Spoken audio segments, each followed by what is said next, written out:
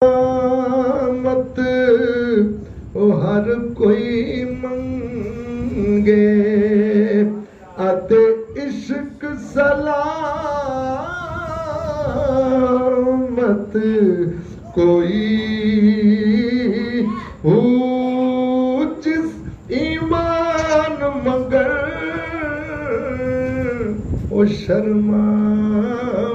عشقوں ایمان مگر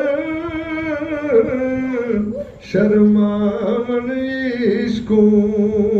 اتے دل نو غیرت ہوئی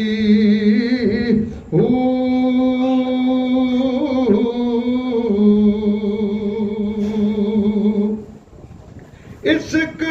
پہنچاوے